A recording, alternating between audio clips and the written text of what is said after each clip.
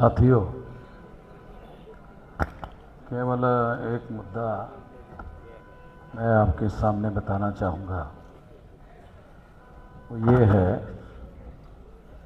कि जो supreme court ने क्रीमिलेयर लगाया, तो आप लोगों को याद होगा, क्योंकि हमारे लोगों को बहुत सारी जानकारी याद नहीं रहती है। मंडल कमीशन में जो रिकमेंडेशन किया था, उस रिकमेंडेशन में ओबीसी के लिए इकोनॉमिक क्राइटेरिया भी लगाया था। याद करो, आप लोगों को याद होगा, हम लोगों को तमाम जानकारी देते रहे हैं, उस समय भी दिया था। तो आपको याद होगा, मंडल कमीशन में जो रिकमेंडेशन किया था उसमें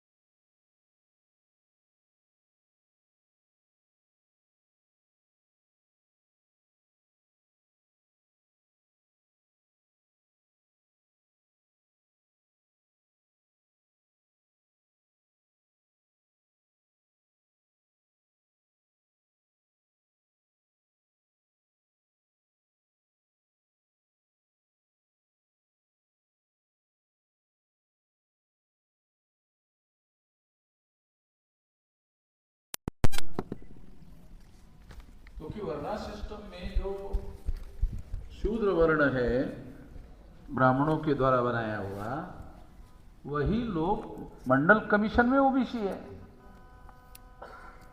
मैं कई जगह इससे कहा था कि ओबीसी के लोग शूद्र है, तो कई जगह ओबीसी के लोगों को जानकारी ना होने की वजह से ओबीसी के लोगों ने कहा ये आप गलत कह रहे हैं। तो मैंने उस समय ये कहा था कि आप लोगों को एक तो पढ़ते लिखते नहीं हो। तो ज्योतिराव फुले ने, ये रिकॉर्डेड फैक्ट है कि ओबीसी के लिए शूद्र टर्मिनोलॉजी का यूज किया था। अगर पढ़ते लिखते तो फिर मालूम हो जाता, पढ़ते लिखते नहीं हो, मालूम होता नहीं है। ओबीसी के लिए ही शूद्र टर्मिनोलॉजी का यूज ज्योतिराव फुले ने किया था। और वर्णा सिस्टम में एक तो जो ब्राह्मण वर्ण है, फिर क्षत्रिय वर्ण है, और तीसरा वर्ण जो है वैश्य है, ये तीन वर्ण में शूद्र तो शामिल नहीं, तो चौथा वर्ण है। दूसरा जो ओबीसी है वो अछूत नहीं है, इसलिए शेड्यूल कास्ट नहीं है। ओबीसी जो है वो आदिवासी नहीं है, इसलिए शेड्यूल ट्राइब नहीं है। ये सारी बातों का विश्लेषण करने के आधार पर यह प्रमाणित हो जाता है कि ओबीसी ही वर्णा सिस्टम में शूद्र है। तो ये जानकारी ना होने से बहुत समस्या होती है। मैं ये नहीं कह रहा हूं ओबीसी को ज्ञान नहीं है। अरे ज्ञान बहुत बड़ी बात है, जानकारी ही नहीं है, ज्ञान तो बहुत बड़ी बात है? जानकारी के बाद ज्ञान आता है। ज्ञान बड़ी बात है, जानकारी छोटी बात है। जानकारी ही नहीं है, तो ये समझना बहुत जरूरी है। तो एक तो ओबीसी का जो मुद्दा मैंने आपको बताया, उसमें मंडल कमीशन ने, मंडल ने रिकमेंडेशन में ही गलती किया, इकोनॉमिक क्राइटेरिया लगा दिया। इकोनॉमिक क्राइटेरिया अगर ना लगाया जाता तो ओबीसी को भी क्रीमी लेयर नहीं आता। इकोनॉमिक क्राइटेरिया लगाने की वजह से सुप्रीम कोर्ट को अवसर मिला क्रीमी लेयर लगाने का। साले दूध खाने को नहीं दिया और चर्बी आ गई बोल रहे हैं। दूध खाने को नहीं दिया और दूध में होती है चर्बी, खाने को ही नहीं दिया और चर्बी आ गई ऐसा कहने लगे। तो ये उनके हाथ में पावर है, उनके हाथ में इंटरप्रिटेशन की सत्ता है, तो उसका अवसर ढूंढ रहे हैं और मौका देख करके बात कर रहे हैं। अब दूसरा मुद्दा इसी के साथ जुड़ा हुआ है, वो ये है कि अब अनुसूचित जाति और जनजाति के लोगों को सुप्रीम कोर्ट ने एक क्रिमिनल लगाया, मगर अनुसूचित जाति और जनजाति के लिए जो कसौटियां निर्धारित है उसमें इकोनॉमिक क्राइटेरिया ही नहीं है। कभी आप लोगों ने सोचा, ये जो मौलिक बात है ये कॉन्स्टिट्यूशनल बात बता रहा हूं, तो हमारे लोगों को पता तो है नहीं। ये कॉन्स्टिट्यूशनल है कि जो सोशली बैकवर्ड है, जो एजुकेशनली बैकवर्ड है, शेड्यूल कास्ट का जो कसौटिया है सोशली बैकवर्ड है, जो एजुकेशनली बैकवर्ड है, और तीसरा कसौटी है जो सोशली बैकवर्ड होने के साथ साथ जिनके साथ अस्पृश्यता का व्यवहार किया जाता है। ये तीन कसौटियां जिनके अंदर पाई जाएगी वो जातियां अनुसूचित जाति के लोग माने जाएंगे। तो ये तीन कसौटियों में इकोनॉमिक क्राइटेरिया नहीं है। अनुसूचित जाति के और जनजाति के अंदर, जनजाति के अंदर तीसरा कसौटी क्या है, जो सामाजिक दृष्टि से पिछड़े होने के साथ साथ जिनके अंदर ट्राइबल ट्रेट्स दिखाई देते हैं। तो तीसरा जो आदिवासियों के लिए मुद्दा है उसमें भी इकोनॉमिक क्राइटेरिया नहीं है। तो शेड्यूल कास्ट में और शेड्यूल ट्राइब में दोनों में इकोनॉमिक क्राइटेरिया नहीं है, कसौटी नहीं है।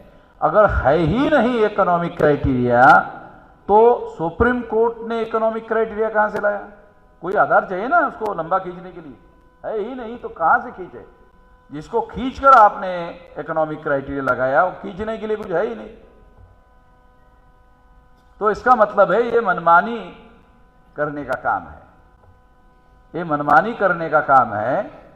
और भारत सरकार ने कहा कि इस पर हम अमल नहीं करेंगे, तो लोगों की प्रतिक्रिया को कमजोर करने के लिए भारत सरकार ने ऐसा बयान दिया। मगर जब इम्प्लीमेंटेशन होगा और अधिकारी सुप्रीम कोर्ट के ऑर्डर को फॉलो नहीं करेंगे अमल करने के दौरान, तो कोई व्यक्ति सुप्रीम कोर्ट में जा सकता है कि आपके आदेश का अमल नहीं कर रहा है, ये कंटेम्प्ट है, तो कंटेम्प्ट लागू हो जाएगा। तो कंटेम्प्ट के बाद में फिर भारत सरकार जो है उस पर अमल करना शुरू कर देगी। इसलिए इस बात को हम लोगों को ध्यान देना होगा और ध्यान दे करके इसको इशू बनाना होगा। एक तो ये बात है। सवाल दूसरी है कि फिर जब कसौटी थी ही नहीं तो लगाया क्यों सुप्रीम कोर्ट ने? तो देश में आज के तारीख में जो बदलाव की बहार बह रही है उसमें पहले नंबर पर अनुसूचित जाति के लोग लीड कर रहे हैं। आप लोगों को यह बात समझना चाहिए कि आखिर सुप्रीम कोर्ट में बैठे हुए ब्राह्मणों ने ए लगाया क्यों? एक क्रीमी लेयर क्यों लगाया? तो उस क्रीमी लेयर लगाने की वजह से क्या होगा? क्रीमी लेयर लगाने की वजह से क्या होगा? अनुसूचित जाति के अंदर ही आपस में झगड़ा लग जाएगा। तो ब्राह्मण लोगों की साजिश क्या है? ब्राह्मण लोगों की साजिश यह है कि तुम हम लोगों को नंगा कर रहे हो सारे देश भर में, तो तुम पहले अपना मामला निपटाओ। तुम तो अपना मामला निपट नहीं पा रहे हो, तो तुम अपने मामले निपटो। तो आपको हमारे तरफ उंगली करने वाले जो लोग हैं अनुसूचित जाति के, उन लोगों को उन्होंने आपस में उलझा दिया। आप आपस में उलझा देने से क्या होगा? वामन मेश्राम अगर छोड़ दिया जाए तो बाकी तो सारे अनुसूचित जाति के लोग आपस में झगड़ा लगाने का काम करना शुरू कर देंगे, और शुरू भी किया। अक्ल होना चाहिए ना, समझदारी होनी चाहिए। मेरे अलावा तो ऐसा बोलने की किसी की औकात भी नहीं है। समझदारी हो सकती है, औकात अलग बात है। समझ रहे हो क्या? समझदारी हो सकती है, मेरे से ज्यादा हो सकती है, मगर औकात बोलने की और इस मुद्दे को इशू बनाने की और इस मुद्दे को इशू बनाकर मैदान में लेकर जाने की, इसके लिए तो समझदारी नहीं, इसके लिए तो औकात चाहिए। तो क्योंकि हम लोग जो है, जो बात हम लोगों को समझ में आता है, फिर कोई ताकत नहीं है भारत में जो अमन मिजराम को लड़ने से रोक सके। फिर कोई ताकत हम लोगों को रोक नहीं लगा सकती। तो हम लोग उसको बेंट अपॉन है कि हर हालत में उसको हम लोग करेंगे। तो मैं आप लोगों को ये बताना चाहता हूं कि हमारे लोग, अनुसूचित जाति के लोग, ये काल्पनिक बात नहीं है। उत्तर प्रदेश सबसे बड़ा प्रदेश, जहां 85 लोकसभा की सीटें आती थी, वहां अनुसूचित जाति के लोगों ने पहल करके ही सरकार बनाई। और उसके बाद काशीराम जी जब तक जिंदा थे तो सारे मीडिया वाले जब तक जिंदा थे प्रधानमंत्री कौन बन सकता है उस लिस्ट में काशीराम जी का नाम रहता था, चाहे आखिरी नंबर पर क्यों न हो, मगर रहता था। जब पेपर वाले या पत्रकार लोग मीडिया में चर्चा करते थे तो ये लोग बन सकते हैं, उसमें काशीराम जी का भी एक नाम होता था, आखिरी तक होता था। तो इसका मतलब है काशीराम जी के पास तो प्राइम मिनिस्टरियल जो मटेरियल होता है, एक तो प्राइम मिनिस्टर मटेरियल का मतलब क्या है, प्राइम मिनिस्टर बनने के लायक योग्यता। तो जब काशीराम जी थे तो उससे कम योग्यता वाले मुख्य प्रधानमंत्री बनते थे। काशीराम जी अपोजिशन में रहते थे और प्रधानमंत्री कम योग्यता वाले रहते थे। इतनी ज्यादा योग्यता काशीराम जी के पास थी, इसको कहते हैं प्राइम मिनिस्टरियल मटेरियल। इतनी बड़ी योग्यता उनके पास थी, जो अपने बहुत साधारण स्तर से उठकर उन्होंने इतना प्रभाव क्षेत्र, इन्फ्लुएंशियल प्रभाव निर्माण किया था कि चुनाव में प्रधानमंत्री पद का कैंडिडेट जो है काशीराम जी भी है, ऐसा मान करके वो चलते थे और चर्चा होती थी। तो इसलिए ये बात जो है, इनको विभाजित करने की बातें शासक वर्ग ब्राह्मण के बीच में दिमाग में आना जरूरी है। आज भी सारे देश भर में जो परिवर्तन की लहर देश में चल रही है, उसमें अनुसूचित जाति के लोग पहले नंबर पर इस लड़ाई में आगे लड़ रहे हैं, दूसरे नंबर पर अनुसूचित जनजाति के लोग लड़ रहे हैं, ये दिखाई दे रहा है। ओबीसी के लोग पहले नंबर पर होना चाहिए था, मगर वो तीसरे नंबर पर है। ओबीसी के लोगों को ये सुनते वक्त थोड़ा अच्छा नहीं लगेगा, तो मैं अच्छा लगे बुरा लगे इसलिए थोड़ी बोल रहा हूं, जो सही है वो बोल रहा हूं। कान को अच्छा लगे तो जो बात कान को अच्छी लगे वो बात बोलने से परिवर्तन नहीं होता। तो खुश हो जाता है, बोलता हाँ है तो ठीक है, खुश होके चुप हो जाता है। पहले खुश होता है फिर चुप हो जाता है। बुरा लगे तो बोलता साला ये कुछ करना होगा, तो ऐसे बोलना पड़ेगा। बुरा लगेगा ना, अरे साला ये कचोटने वाली बात है, कुछ करना पड़ेगा। तो मैं अच्छा लगने वाली बात नहीं बोलता हूं, बुरा लगने वाली, जलील करने वाली बात बोलता हूं। तो लोगों को जलील लगता है, साला जलील हो रहा है, इससे कुछ करना पड़ेगा। करना पड़ेगा तो लोग हमारे साथ लगते हैं, बोलते हैं अरे तो हाँ हो गया, इसलिए तो लगने की क्या जरूरत है, हो गया। तो परिवर्तन के लिए अलग बोली बोली जाती है और स्टेटस को के लिए अलग बोली होती है। ये जानकर के हम लोगों को समझना बहुत ज़्यादा जरूरी है। जो अनुसूचित जाति के कसौटी में आप लोगों को जानकारी होगी कि जब अनुसूचित जाति को अनुसूचित जाति का दर्जा दिया गया तो अछूत लोग थे, और आज के तारीख में जितने गरीबी है अछूतों में, अनुसूचित जाति की कसौटी निर्धारित की जा रही थी, उससे ज्यादा गरीब थे। ज्यादा गरीब होने के बावजूद भी गरीबी को कसौटी नहीं बनाया। तो बाबा साहब को ज्यादा समझ में आता था, भाई हमको कम समझ में आता है। तो उस समय अनुसूचित जाति में ज्यादा गरीबी थी, फिर भी गरीब शब्द को कसौटी नहीं बनाया। आ रहा, समझ में आ रहा?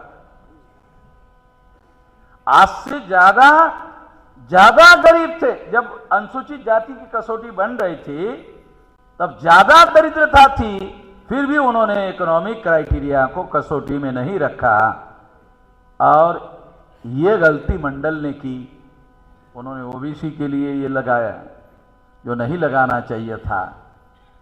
तो इस वजह से ये नुकसान हुआ। मेरा दूसरा मुद्दा कहकर अपनी बात समाप्त करता हूं।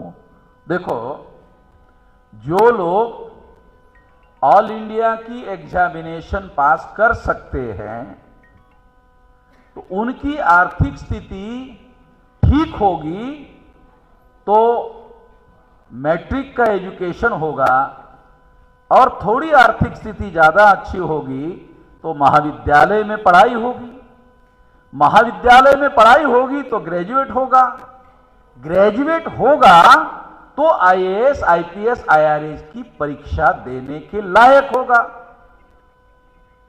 ग्रेजुएट ही नहीं होगा तो आईएएस, आईपीएस, आईआरएस की परीक्षा ही देने लायक नहीं होगा तो पहले कट गया। परीक्षा देने लायक होगा तो पास और नापास दो होगा। अगर परीक्षा देने लायक ही नहीं है तो 100% नालायक होगा। अब पहले ही होगा, डिलीट हो जाएगा। परीक्षा देने का मौका जिनको मिलेगा उसको अवसर है पास होने का, नापास होने का। अगर वो उस एरिया में एग्जामिनेशन देने के लिए ही उसको अवसर नहीं मिला, पहले ही काट दिया, तो फिर उसका पत्ता हमेशा के लिए कटने का खतरा होता है।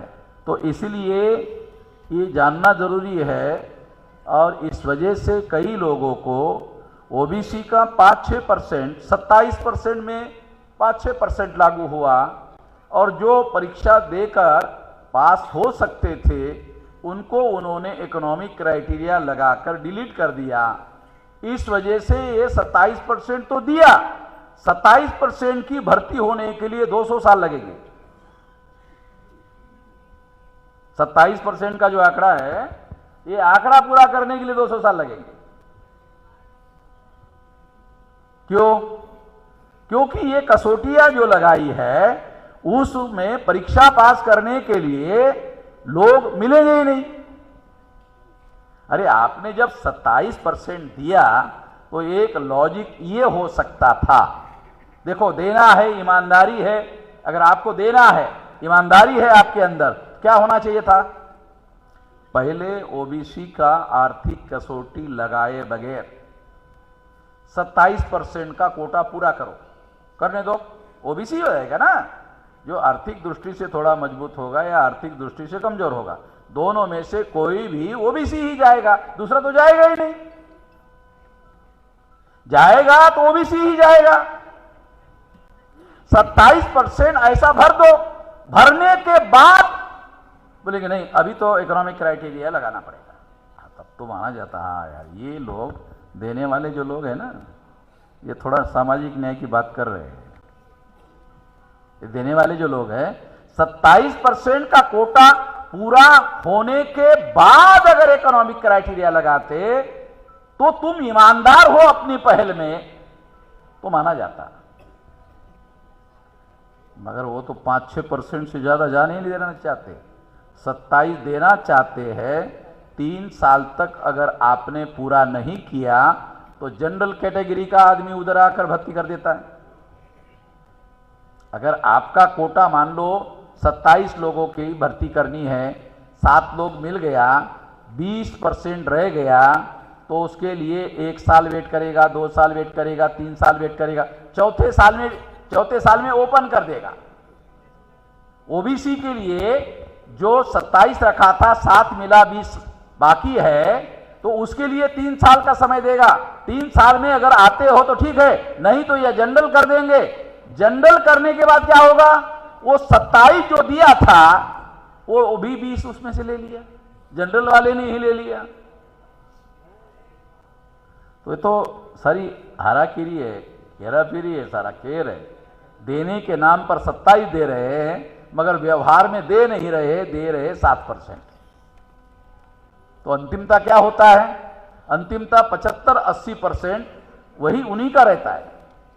जिनकी संख्या 15% है उनको 80% होता है, और 80% में भी ब्राह्मण लोग 75% ले लेता है, 4-5% जो है क्षत्रियों को दे देता है और वैश्यों को कुछ दे देता है। और वैश्यों को कहते हैं ब्राह्मण लोग, अरे आपके पास ज्यादा पैसा न है व्यापार में, काहे इधर आ रहे हो, बिजनेस में रहो ना, हम आपको बोल रहे इधर रहो, धंधा करो, क्या फैसिलिटी चाहिए ले लो। वैश्य हो गया, हाँ बराबर बोल रहा है पंडित जी, बराबर बोल रहा है, सारा धंधा करना चाहिए, इधर नौकरी करने का क्या मतलब है, मालिक बनना चाहिए। और इस तरह से वैश्यों को काटकर जो क्षत्रिय रहता है वो अगर झगड़ा करता है, वो ब्राह्मण की हजारों सालों से ब्राह्मण से लड़ाई है क्षत्रियों की, तो वो अगर नहीं मानता है, चलो ठीक है 5-6% ले लो। वैसे भी क्षत्रिय जो मूल रूप नाग लोग है, जो क्षत्रिय वर्ण भारत में आज के तारीख में है, वो मूल रूप से नाग लोग है। और नाग जो है वो मूल निवासी लोग है और मूल लोग है, वो तो ब्राह्मणों के हजारों सालों से विरोध में है। अभी भी इसके सारे तथ्य अवेलेबल है, उपलब्ध है, ये कोई काल्पनिक बातें नहीं है। तो ये सारी बातें ध्यान में रखते हुए हम लोगों को काम करना चाहिए।